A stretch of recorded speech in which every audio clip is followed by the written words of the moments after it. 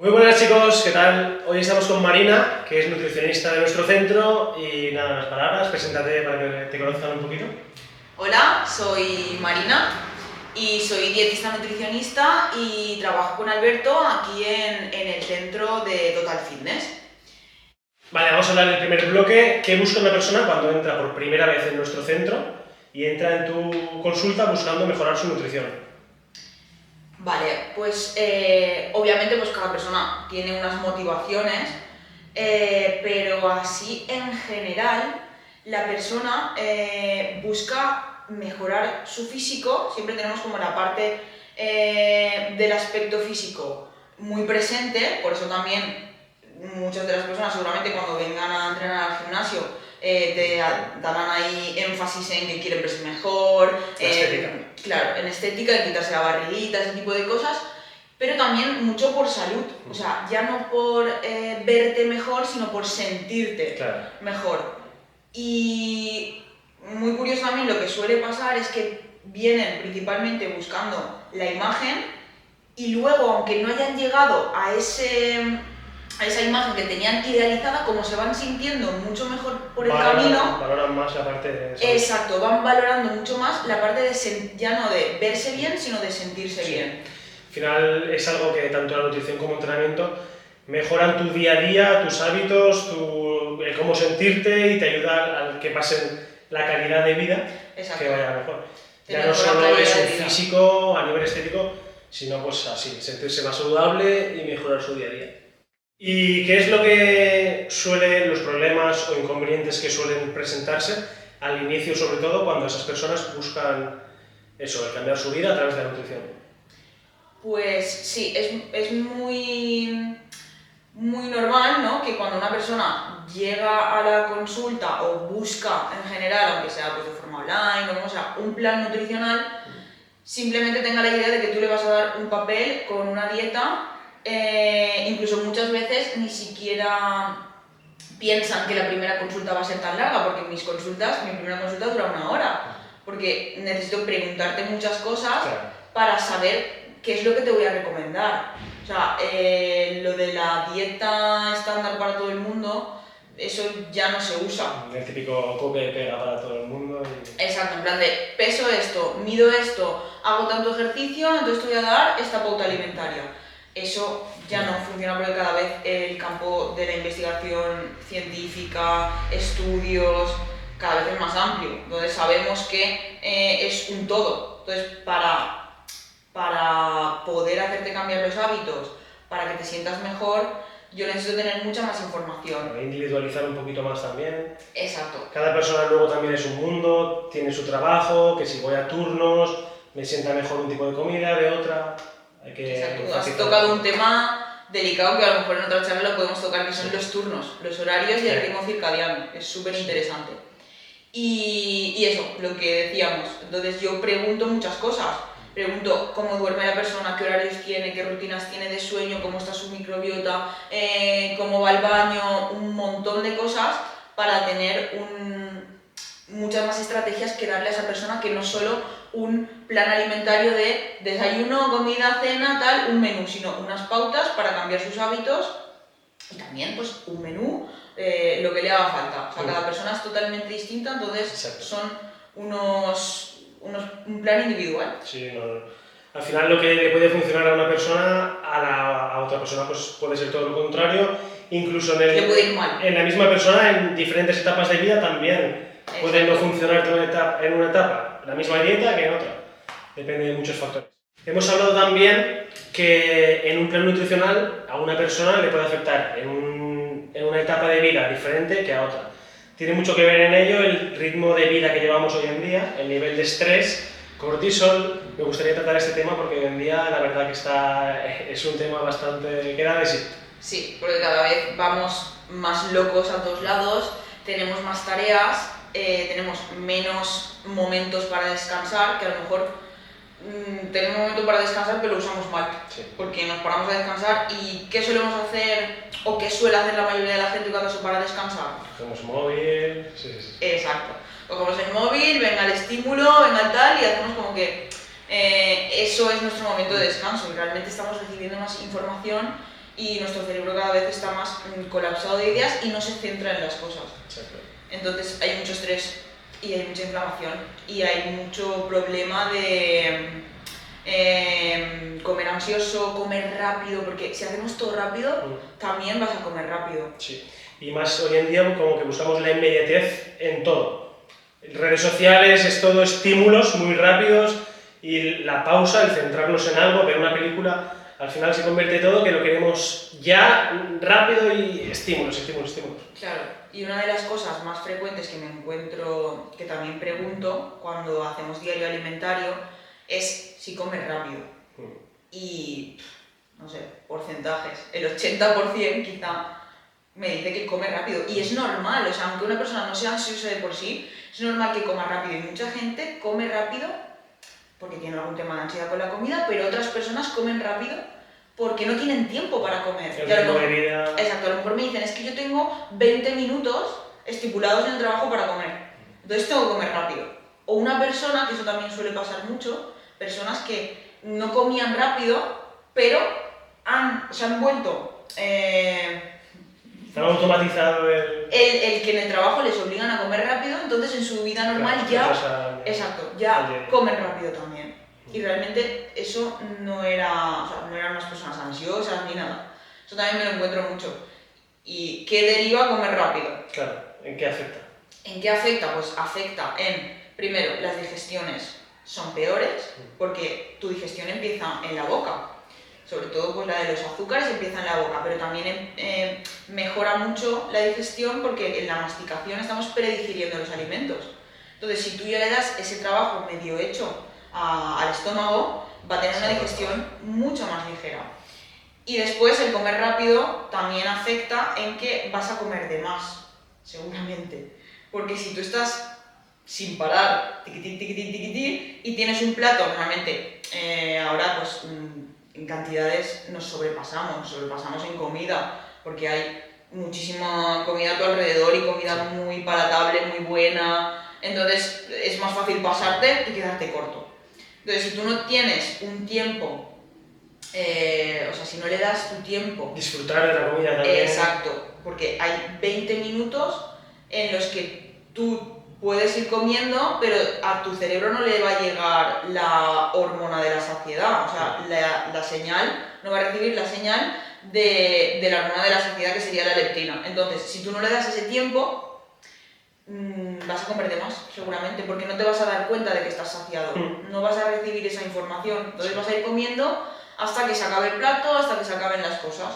Y a lo mejor a la media hora dices, ostras, pues sí que he comido. Claro, ahí es cuando te das cuenta que me ha pasado. Nos ha pasado a todos. Dentro de lo que acabamos de hablar del estrés está el cortisol, otro tema también que está en auge hoy en día. ¿Cómo afecta el cortisol alto a nivel del sistema digestivo, problemas del sistema digestivo? ¿Cómo nos afecta? Vale, ese es un temazo súper interesante y que ahora se está hablando mucho. Y a lo mejor se está hablando tanto que tenemos como el cortisol como algo malo, y realmente no. La hormona del cortisol es un aviso, ¿no? Claro, es positiva, te pone en alerta. O sea, ¿tú qué harías si no tuvieras cortisol? ¿Vendría, yo qué sé, un perro a morderte y te quedarías así? No, el cortisol te hace que te despiertes, te vayas corriendo y... No sabríamos en qué momento estamos en peligro. Entonces, lo malo del cortisol es tenerlo de forma crónica, o sea, estar siempre con el cortisol elevado. Tu cortisol, digamos que durante el día tiene una función, no tiene un ritmo. Digamos que por la mañana tú... sí. El cortisol. Digamos que el cortisol tiene que tener su ciclo durante el día. Es el que regula el ritmo circadiano. Entonces, mantenerlo siempre alto sería problemático. Pero por la mañana nuestro cortisol sube, ¿vale? Digamos que para despertarnos, para ponernos en alerta, para ponernos a hacer tareas, a hacer cositas, nuestro cortisol sube. Pues a las 7, a las 8 de la mañana tenemos un pico de cortisol y eso es lo que nos activa. Entonces, ahí sería bueno que nos exponemos a la luz solar por la mañana. Eso es lo que activa nuestro cortisol. digamos que aparte que de forma natural eso nos despierta, pues ahí entraría si vamos a turnos, a qué hora nos levantamos, ahí entrarían muchas cosas. Pero digamos que para tener un buen ritmo circadiano y para que ese estrés natural del día funcione bien, nosotros tenemos que exponernos a esas horas a la luz solar para que ese cortisol se active. Y luego ese cortisol irá pues, disminuyendo pues, durante el día, hacemos tareas, hacemos cosas, y digamos que a las 8 horas o así, que justamente caería, ¿qué hora caería a las 8 horas después de levantarte? Pregunta. ¿La comida? Después de la comida. O sea, la hora donde, aparte de que después de la comida nos entra como un bajón por la digestión, también nos entra el bajón porque ese cortisol cae. Entonces sería como la hora de la siesta. Que ahí pues lo idóneo sería hacer como un pequeño descanso, entre siesta pero siesta cortita, o descansar un poco. Eso sería bien para luego tener un poco más de energía por la tarde. Y por la tarde volver a exponernos a esa luz solar, pero cuando el sol está cayendo, porque ahí ya entraríamos como en luz roja, sí, ¿no? Esas últimas horas del día, para que el cortisol ya termine de bajar y se empiece a sintetizar la melatonina. Pero bueno, eso es un tema súper interesante, lo del ritmo circadiano, que la gente cree que tiene que hacer cosas por la noche para mejorar su descanso. Y sí, es verdad. Sí, como cansarnos para llegar a la noche. Claro, tienes que hacer cosas por la noche como evitar pantallas, evitar a lo mejor hacer tareas que te involucren mucho, te sobreexciten, ¿no? Y cosas más calmadas, pues leer, cenar pronto, ese tipo de cosas. Pero lo que no se habla es lo que tenemos que hacer por la mañana, porque tu sueño se empieza a trabajar por la mañana, claro, elevando ese cortisol, exponiéndote al sol, haciendo ejercicio, haciendo ese tipo de cosas, es como luego vamos a hacer que por la noche descansemos mejor. ¿Cómo nos afectan ese ritmo de vida, ese nivel de estrés, cortisol alto, inflamación, problemas a nivel del sistema digestivo? Vale, pues nos puede afectar, o sea, como cuando una persona dice inflamación, se imagina como un estómago distendido, ¿no? Un estómago ahí como que estoy inflamado, tal, y muchas veces tampoco se nota en eso, o sea, tiene otras señales, como por ejemplo, a lo mejor la forma en la que voy al baño, que ahí la microbiota es un tema sí, que no le prestamos atención y que a lo mejor las personas cuando en consulta les pregunto ¿y cómo vas al baño? Es como, ¿cómo voy? Pues no le da como la importancia, claro, o le quita importancia. Y realmente es importante porque ahí te da la respuesta de cómo va a estar tu microbiota. La información. Exacto. Entonces, el tema del estrés, pues una señal de que estamos estresados, pues que no descansamos bien, que lo hemos dicho antes. El ir a turnos también, o sea, no tener un horario fijo de comidas. Exacto, de comidas, descanso, pues es perjudicial. O sea, entonces está claro que todos estos malos estilos de vida nos inflaman. Muchos de ellos tienen que ver con la alimentación. Es decir, no solo la alimentación nos inflama. O sea, una persona no está solo inflamada quizá por comer mal o comer procesados. También entra el estilo de vida. Pero la alimentación tiene un papel muy importante. Escucho mucho ahora que dices esto, por ejemplo, en los entrenamientos. Gente que me dice, yo es que como súper bien, como sano, y igualmente con cada comida que hago me noto súper inflamada, malas digestiones, hinchazón. Puedes comer sano, sí, y estar inflamada también. Claro, porque, a ver, también habría que ver qué es para esa persona comer sano, eso también. Pero tú puedes estar inflamado o tener un problema como puede ser gastrointestinal, como puede ser un SIBO, un sobrecrecimiento bacteriano, puede ser un colon irritable, pueden ser muchos problemas que vengan generados por el estrés, por un estrés crónico, o por una situación personal, por el trabajo, puede ser por muchas cosas. Incluso el ejercicio físico llevado al extremo puede ser un estresor que te haga tener problemas gastrointestinales. O quizá esta persona cree que come bien y realmente no come tan bien, o está introduciendo algún tipo de sustancia que no tiene por qué ser alimento, puede ser una bebida, incluso mucho cafeína, algún suplemento, está introduciendo algo, o medicamentos, que ya ves, si entramos ahí, es que hay tantas cosas. Sí. O está tomando medicamentos, gente que toma medicamentos pautados por el médico de forma crónica, incluso el famoso omeprazol, protector de estómago, todo eso te fastidia la microbiota, la flora intestinal. Y quizá come súper bien, pero está estresado y encima toma medicación. Ya. Además son cosas pequeñitas que tenemos tan arraigadas como algo normal que no lo asociamos a esa inflamación y a lo mejor están ahí detrás, no las decimos porque lo vemos algo que lo hago siempre, no tiene que afectar, pero que sí que nos están afectando. Sí, porque antes a lo mejor esos medicamentos eran una cura para las dolencias, ¿no? Y ahora ya se está viendo que aparte de ser una cura para X cosa, para X dolor, para X enfermedad, Es perjudicial para otros. te están perjudicando en tus bacterias, que son como lo que te protege de forma natural el sistema inmunológico de cada persona. Entonces, ahí es un poco delicado, porque ¿cómo intervienes como nutricionista? No puedes... es difícil quitarle el estrés a esa persona, quitarle la medicación no puedes, entonces es difícil hacerlo con estrategias nutricionales. Pero también tengo que decir que hay muchas personas que creen que te dicen como sano y luego hay muchas cosas que pueden cambiar para mejorar. O sea, el margen de mejora es amplio, normalmente. O sea, es extraño las personas que vienen y dicen como bien, y realmente cuando haces una valoración nutricional les puedes decir, sí, comes bien. En este tema no te puedo ayudar, pero quizás te puedo ayudar en muchas otras cosas. Te puedo ayudar a ser más consciente cuando comes, comer más lento, mejorar la hidratación, mejorar con algún suplemento, o sea, también se puede mejorar en otras cosas. Vale, vamos a tocar ahora una pregunta un poquito diferente, y es ¿qué busca una persona cuando entra a nuestro centro, ya más a nivel estético también? A nivel estético, pues normalmente a nivel estético es mucha grasa que se suele acumular en la zona abdominal, que es la que más molesta.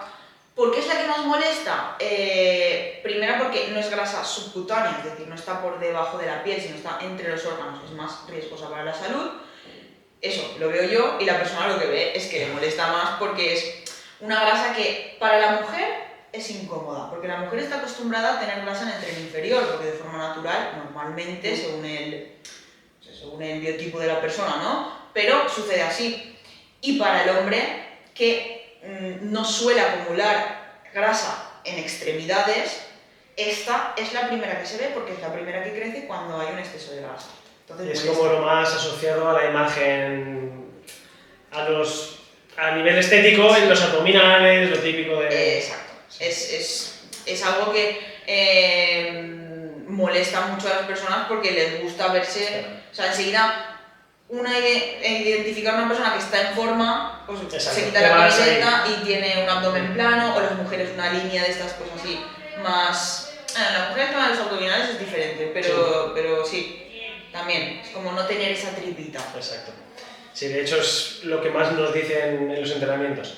A mí mándame abdominales para perder la grasa del abdomen. Y claro, cuando les explicas, vale, vamos a parar aquí y te voy a explicar. Por más abdominales que hagas, no te vas a quitar la grasa abdominal. Eso es un mito muy extendido que todavía a día de hoy se sigue dando en nuestro centro. Porque la grasa se oxida de todo el cuerpo. Claro. En general, si tú tienes el foco de grasa más acumulada en la zona abdominal, obviamente cuando pierdas grasa total a través de la alimentación o del factor de actividad o gastes más energía y tal, la vas a perder de ese foco. Pero si la tienes en otro sitio, la grasa se irá de otro sitio. Claro, al final no podemos elegir de qué zona quitar grasa. La grasa se quita de todo el cuerpo. Tú bajas porcentaje de grasa en general. Obviamente depende de tu constitución y depende de donde tengas más grasa acumulada, pues se va a reducir de ahí. ¿Antes de un sitio o antes de otro? Exacto. Pero no se pierde haciendo abdominales. Yo creo que eso... Hay mucha gente que lo piensa. ¿Tú crees? Te preguntan mucho por eso. Mucho. Sí. Es sorprendente porque al final ahora tenemos muchísima información, pero ese tipo de mito sigue todavía en auge. Sí, y lo vemos. En la nutrición y en el entrenamiento hay muchos mitos y ese es uno de los más top. está ahí en la lista de los top. Pero sí, no, la grasa no se pierde haciendo abdominales. Sí que es verdad que si tú tienes un buen tono abdominal y tienes músculo ahí, cuando pierdas esa grasa, se van a ver. Sí. Pero no se pierden los abdominales. Es lo que les digo siempre, al final los abdominales se crean en la cocina, se crean en casa, y es el otro trabajo que yo no puedo hacer, no puedo meterme al final en las casas de los demás. Exacto. Pero sí es la parte de nutrición la que te va a ayudar a quemar esa grasa y a tener un déficit por debajo del que necesitamos. A tener ese déficit calórico y perdiendo grasa. Sí que es verdad que si tú pues, todos los días te matas a hacer abdominales y haciendo esos abdominales haces mucho ejercicio físico, pues eso a lo mejor te hace entrar en déficit y te ayuda a perder grasa, pero eso ya es, valga la redundancia de hacer cosas, o sea, puedes irte a caminar 2 horas y tener el mismo déficit que haciendo tropecientos mil abdominales, o sea, no tiene nada que ver. Luego veo otra pregunta que me suelen hacer es, yo quiero perder grasa al mismo tiempo que aumento la masa muscular. ¿Es posible realmente esta pregunta? A ver, todos queremos ser dioses, ¿no? Y que ocurra eso en nuestro cuerpo.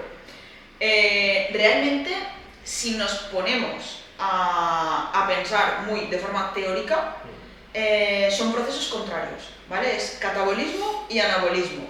Entonces, que sucedan en el cuerpo a la misma vez es difícil, pero es posible. Es posible sobre todo en principiantes, cuando tú empiezas, cuando el cuerpo se empieza a encontrar con obstáculos, es decir, con el, ostras, esta persona está dándome menos energía y a la vez está haciendo actividad, está haciendo actividad física, ejercicio de fuerza, entonces el músculo está creciendo, se están rellenando depósitos de glucógeno, irrigando de sangre, ese músculo está creando sus primeros tejidos o haciendo otra actividad y creando tejidos nuevos, sea como sea. Y a la vez está en un déficit calórico y esos depósitos de grasa se van vaciando. Entonces, están ocurriendo esos dos procesos al mismo tiempo. Esos dos procesos llegarán a un punto en el que no podrán ocurrir, porque si esa persona sigue en un déficit calórico, ese músculo va a ser difícil que crezca. O si crece va a ser un proceso muy lento. Ahí hablaremos cuando te dicen, pues llega un momento que creo que me he estancado, ¿no? Sería en esa fase.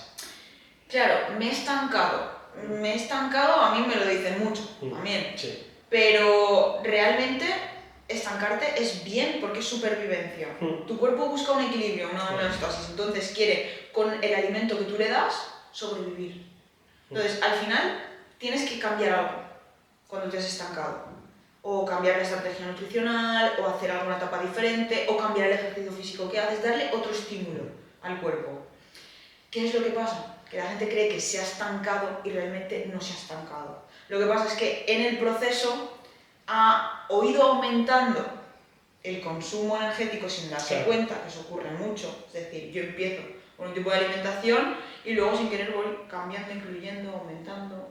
Y a lo mejor crees que te has estancado y realmente es que has dejado de seguir un poco la pauta y te has desviado del camino. Eso pasa mucho también. Entonces, pues cambias alguna cosa o te vuelves a centrar, vuelves al inicio, o incluyes algún tipo de actividad diferente, algo que te sea fácil de hacer, ¿no? Algún cambio. Porque si sigues en la misma línea, eso también me pasa mucho con la gente, con los pacientes a la hora de seguir una pauta alimentaria, ¿no? Que a lo mejor creen que están haciendo lo mismo, pero realmente han ido incluyendo pequeñas comidas o pequeños picoteos. Claro, al final todo suma. Entonces tienes que volver al inicio, es decir, vuelvo a tener mis objetivos, a plantearme este tipo de alimentación y tal. Hacemos un poquito. Exacto. Y ahí pues vuelves a obtener otra vez resultados. Y si no se han obtenido, pues haces algún tipo de actividad diferente, claro, o cambias algo en la rutina. ¿Puede ocurrir este proceso al mismo tiempo? Sí, pero puede ocurrir este fenómeno al principio. Claro, sobre todo en principiantes, ¿no? Exacto. Cuando una persona viene de una mala alimentación o una alimentación no guiada, o sea, que como lo que quiero, que esté comiendo sano, y no estoy practicando ejercicio o hago un ejercicio totalmente distinto al que voy a empezar. Entonces, cuando empiezo con esta programación, con esta actividad y con este tipo de alimentación, entonces puede darse, o cuando una persona viene con mucho sobrepeso y con mucha grasa y con poco músculo. Entonces, al principio puede estar meses, incluso casi, bueno, un año a lo mejor ya no ganando músculo con un déficit calórico, pero puede estar meses que se produzca, claro, que se produzca este cambio. Pero cuando una persona viene con un buen porcentaje de grasa, que ya es una persona sana y que hace ejercicio, tienes que enfocarte. Claro. Tienes que enfocarte en decir, vale, yo quiero ganar músculo, entonces le voy a dar a mi cuerpo el alimento, la energía que necesita para formar esos tejidos.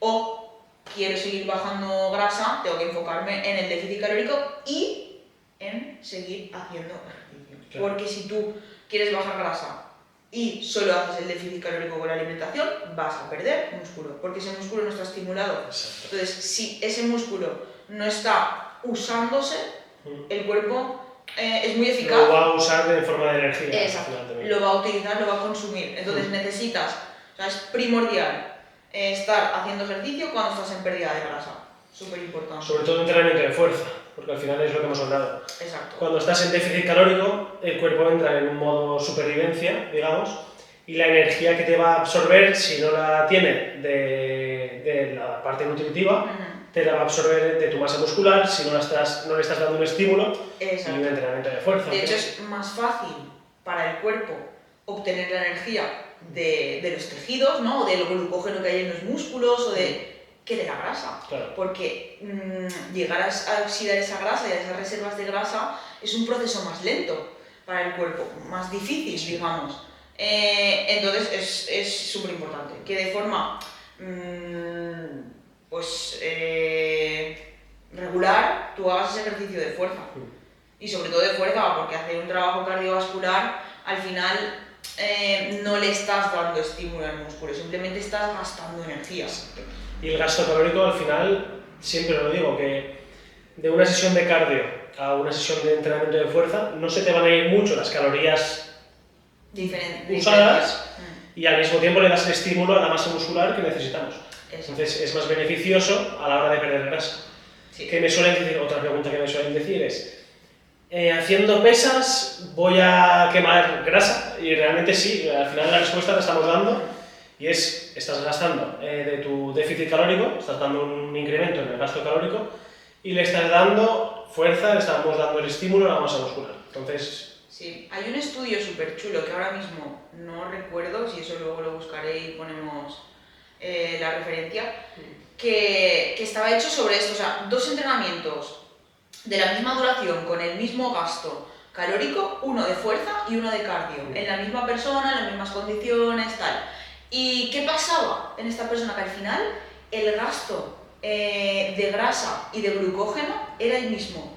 ¿Por qué? Porque la persona que hacía el trabajo cardiovascular, digamos, y había utilizado más reservas de grasa y tal, en el resto del día su cuerpo lo compensaba y usaba más glucógeno, ¿no? Y la persona que había entrenado fuerza y había usado más glucógeno del músculo como energía, durante el día lo compensaba y usaba más reservas de grasa. Era como que el cuerpo al final, era lo que decíamos antes, siempre busca esa homeostasis. Entonces, ¿qué conclusión sacas de eso?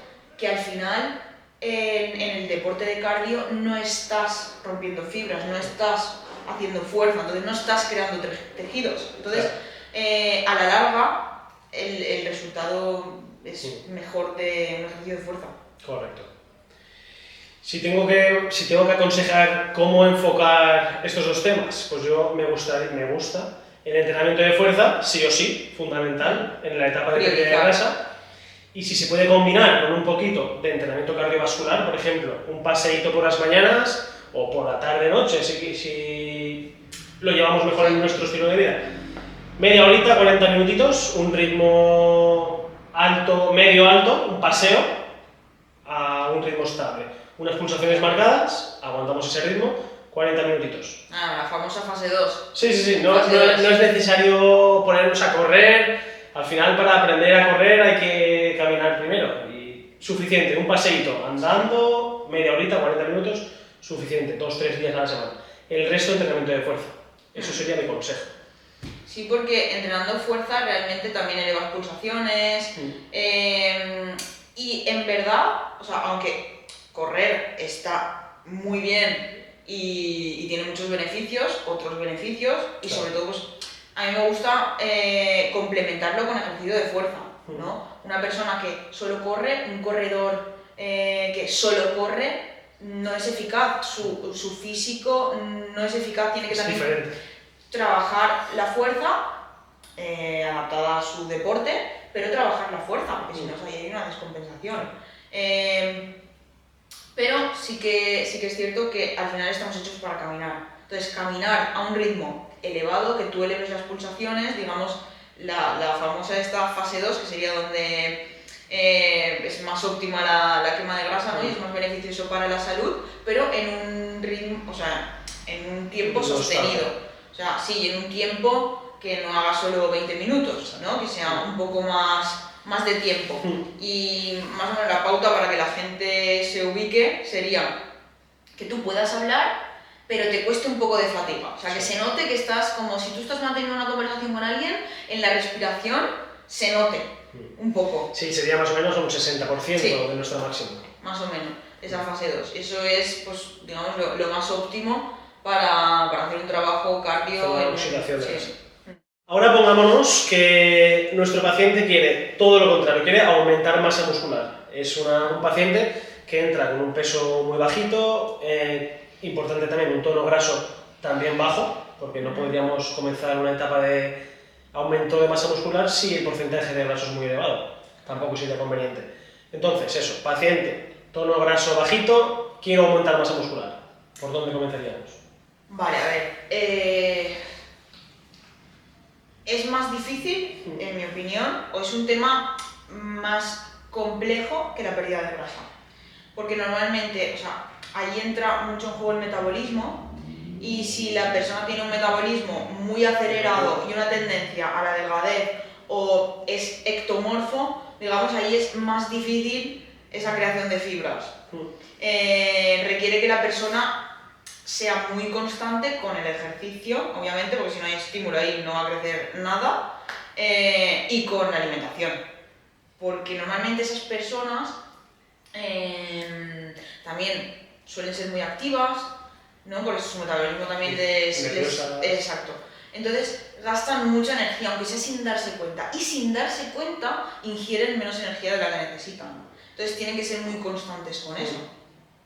Sí, yo diría que antes que nada lo más importante es un superávit calórico, que mucha gente también, en la asesoría sobre todo, me dicen, yo es que como mucho y no aumento masa muscular. Y le digo, vale, ¿qué es comer mucho? ¿Qué comes? Y cuando te desglosan las comidas diarias te das cuenta que no están llegando al porcentaje calórico que realmente se necesita en ese tipo de personas para aumentar masa muscular. Exacto, sí. Entonces, a nivel de entrenamiento, sí que sería entrenamiento de fuerza, si pueden ser 5 o 6 días, mejor.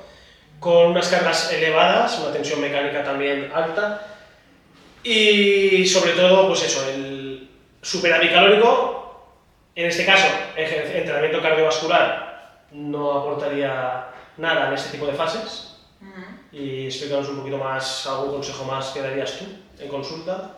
Pues, a ver, al igual que en la pérdida de grasa, el déficit calórico tiene que ser ligero, o sea, tiene que estar, o sea, no vale con, no, es que como poco y tengo una dieta de 1200 calorías y a lo mejor no. O sea, tú tienes que calcular qué gasto o qué consumo energético basal tienes para sobrevivir y con tu actividad y tal, y ahí restarle lo que corresponde, ¿vale? Que pues, podría ser, pues depende del peso corporal o depende de la persona, que podrían ser unas 300, 400, 500 calorías menos para perder grasa.